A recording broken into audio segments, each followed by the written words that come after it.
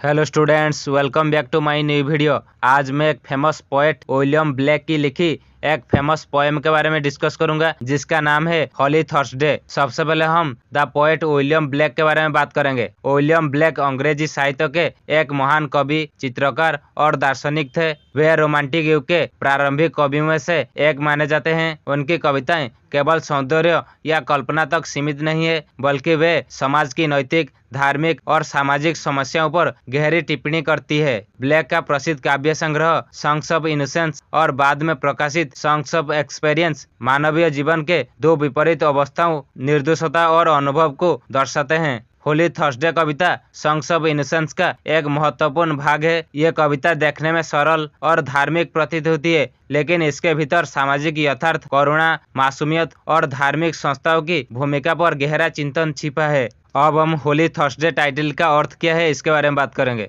Holi Thursday का अर्थ है पवित्र गुरुवार, लेकिन विलियम ब्लेक की कविता के संदर्भ में इस शीर्षक का अर्थ केवल एक धार्मिक दिन तक सीमित नहीं है, बल्कि इसका गहरा प्रतीकात्मक और भावनात्मक अर्थ है।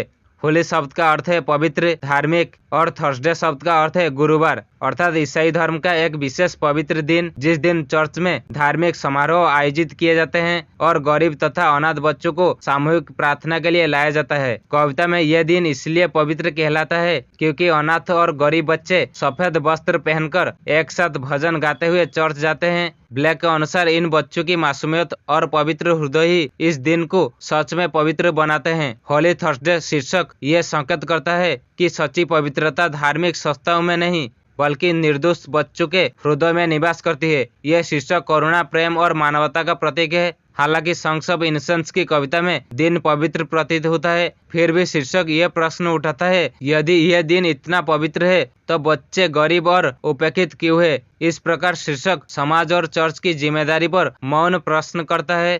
होली थर्सडे शीर्षक का गहरा अर्थ है सच्ची पवित्रता धार्मिक रस्मों में नहीं, बल्कि बच्चों की मासूम आत्मा, करुणा और मानवीय संवेदना में है। अब हम इस पोएम की बैकग्राउंड के बारे में बात करेंगे। होली थर्सडे इंग्लैंड में मनाए जाने वाले एक विशेष धार्मिक दिन से संबंधित है। इस दिन लंदन के चर्चों द्वारा अनाथ और गरीब बच्चों को सेंट प्लस कैथेड्रल में लाया जाता था। बच्चे साफ कपड़े पहनकर पंक्तियों में चलते, भजन गाते और दानदाताओं के सामने प्रस्तुत होते थे। ब्लैक इस दृश्य को देखकर एक और आध्यात्मिक सौंदर्य अनुभव करते हैं, तो दूसरी ओर बच्चों की गरीबी और असहायता भी उनके मन में प्रश्न उठाती है। अब हम इस पोएम की सामरी के बारे में बात करेंगे। कवि बच्चों की तुलना थेम्स नदी के बहते जल से करता है। जैसे नदी शांत, शुद्ध और निरंतर बहती है, वैसे ही बच्चे भी अनुशासन और शांति के साथ आगे बढ़ते हैं। यह तुलना बच्चों की निर्दोषता और स्वाभाविक पवित्रता को दर्शाती है। कविता में कवि बताता है कि होली थर्सडे के दिन गरीब बच्चों की एक बड़ी समस्या चर्च की ओर बढ़ती है। वे अपने शिक्षकों और देखभाल करने वालों के साथ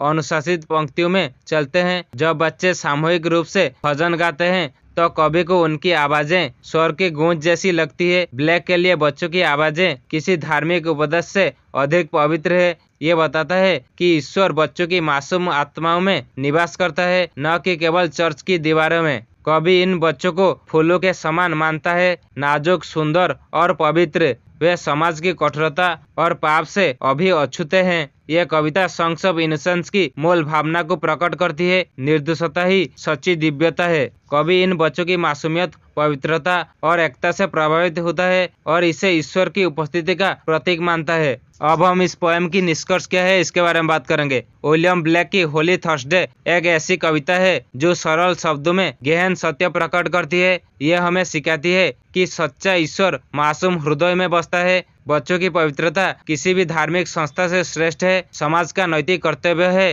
कि वह अपने कमजोर वर्ग की रक्षा करे। इस प्रकार होली थर्सडे मानवीय करुणा, आध्यात्मिकता और सामाजिक चेतना का एक उत्कृष्ट उदाहरण है।